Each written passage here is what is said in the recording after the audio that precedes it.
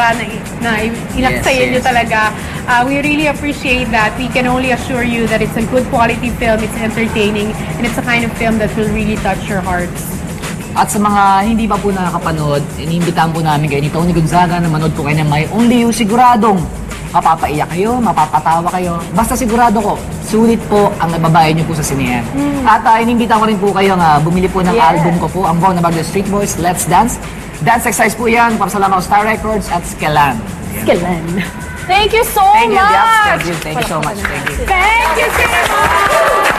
Cinema, you're the nerd! Thank you! Congratulations! 2 taong may kanya-kanyang lihim na itinatago, magkikita at magsasama para sa isang naiba at makabagong kwento ng pag-ibig. Kaya nga bang umibig ng isang binabae sa isang babae?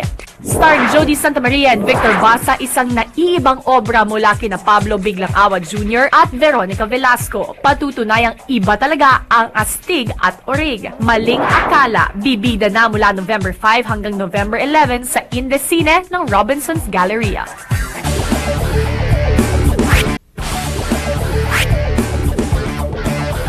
Jeneline Mercado at talent manager formal nang nagsampa ng demanda laban sa dating handler. It's been 2 weeks since news came out about Jeneline's handler na di umano'y nagtakbo raw ng pera ng aktres. Last Saturday, itinanggi ng nasabing handler ang mga akusasyon at ilang matinding pasabog pa ang inilabas nito.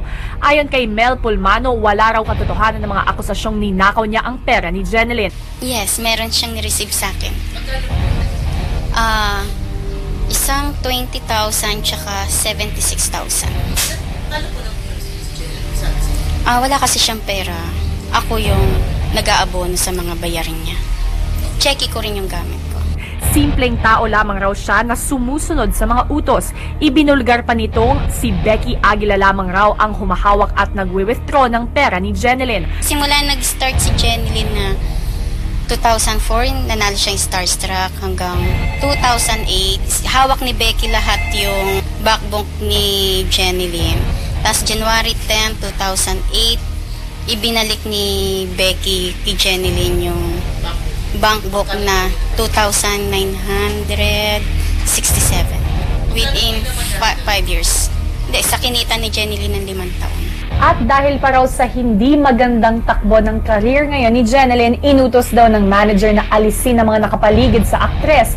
Kaya raw pinag-aaway si Jeneline at ang ina nito. Tsaka parati ang utos sa akin ni Becky na Mel, dapat yan si Lydia, dapat di sumasama yan sa taping, dapat yan hindi nakikialam sa kita ni Jeneline, pero ang katapat lang niyan, pera. Ang gagawin naman ni Becky, bibigay lang niya kung ano may kailangan si Lydia ang pera. Bibigay niya para tahimik lang di si Lydia. Isang pasabog pa nito ang di umano'y pagpapainom raw ni Becky sa kanya ng Valium, kaya ilang araw siyang tulog hanggang sa itakbo siya sa ospital. Kaya raw niya nagawang mag-release ng mga tseke. Unang-una, hindi ako yung una niyang pinainom si Jeneline. Nag-concert si Jeneline, pinainom niya to para lumakas. Lumakas yung loob mo. Tapos sa akin naman, kasi hindi naman pala daw nakakabili ng Valium kung hindi reseta ng doktor. Siya lang yung may mga ganitong gamot. Martes, kasama ang kanilang abogado at mga witnesses, formal nang naghain ng complaints ng Jeneline Mercado at manager niyang si Becky Aguila laban sa dating handler ni Jeneline na si Rowena Pulmano o Tita Mel. Si Jeneline filed a case for ilang counts na 19 counts of qualified theft through falsification of a commercial document, as well as 8 counts of falsification of a commercial document. All this time she thought she had money in the bank, and then yun nga, one day nagwi-withdraw siya and all of a sudden wala nang laman. And considering na a few days before that, nag-deposit siya ng 80,000. But these are not withdrawals based on that authorized withdrawal slips. These are all based on checks with forged signatures. So, pinorge po ang signature niya? Yes. Kampante raw ang panig ni Jeneline sa isinampa nilang kaso laban sa dating handler, lalo na sa mga ebidensyang nakalap nila. All the witnesses have pointed to her that she was the one borrowing money using Jen's name, na manganganak na daw, pahiram ng pera, i-issuehan ng cheque niya bearing a forged signature. Ano pa bang kailangan namin to lose that trust in her? Diba? Andyan lahat ng checks. Oo.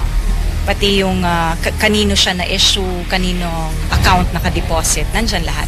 Nang makausap naman ng Cinema News Alert si Jeneline, hindi nito itinago ang naramdaman sa ginawa sa kanya ng pinagkatiwalaang handler. Nakakalungkot and I'm so disappointed. The first time kong nalaman yung nangyari, pinuntahan ko siya.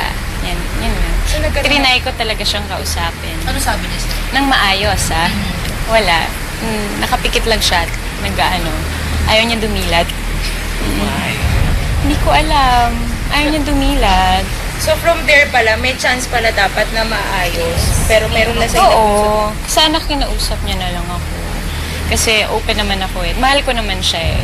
Never po ako humingi. Never ako nang hingi. At hindi po ako hihingi kahit kanino. Opo.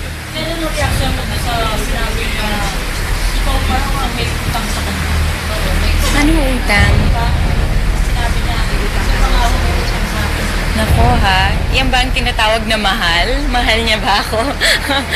Okay, sige, tingnan natin.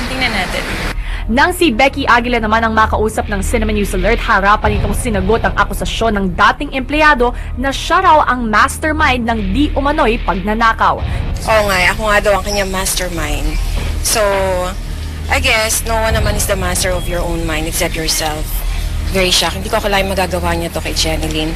And ang nakakahiya dito kasi, ultimo mga talents ko, mga parents ng mga talents ko, ginamit niya. At pinangalandakan niya na ako humihiram or si Jeneline. Nakakalungkot kasi mahal namin si Mel pero hindi naman ibig sabihin kung mahal mo isang tao. Palalagpasin mo lahat yung mga kalokohang ginagawa niya. Dapat maparusahan siya. Tahasan ring itinanggi ni Becky na pinainom niya ng Valium ang dating empleyado. Tanungin yung mga alaga ko, I'm not a drug pusher, I'm a vitamin pusher. Okay, lahat ng pagpapaganda, pinapagawa ko sa mga alaga ko. But definitely, kung ano man yung ginawa niya sa sarili niya, that's her own doing. Wala rin daw basihan ng paratang na pinag-aaway niya si Jeneline at ang ina nitong si Lydia. Why don't you ask Jeneline that? Why don't you ask Jeneline? Because I never did that to Tita Lydia. I have the highest regards kay Tita Lydia. I'm also a mom of twins. So why should I do that? Paulit-ulit man daw na nasangkot sa mga issue concerning money si Becky. Sa pagkakataong ito raw, handa niyang gawin ang lahat para ipagtanggol ang sarili. I think I've already had enough. I'm not going to take any more bullets from anyone. It's already my name, my integrity, and my credibility, and I will not allow anyone to destroy that. Alang-alang man lang sa mga anak ko at saka sa mother ko, who's very sick right now. Nang hinga naman ng mensahe para sa kanyang dating empleyado, I will have no mercy for you. What you did is very wrong. I'll see you in court. And that is it for our show. I would like to thank you very much, Meg Clothing, for my whole outfit today. Thank you, Ms. Maricar and Sir Morris. Yes, and thank you to Mastermo, BioEssence, and Gold's Gym. And we'd like to invite everyone to get a copy of the latest Star Home videos. We have for the first time out na po on DVD. Kaya get your copy and get for buy original, not pirated. Alright, that's our show. Remember guys, tutok lang dito ang San Una Ko'y Sublita. This is Cinema News Alert, Weekend Edition.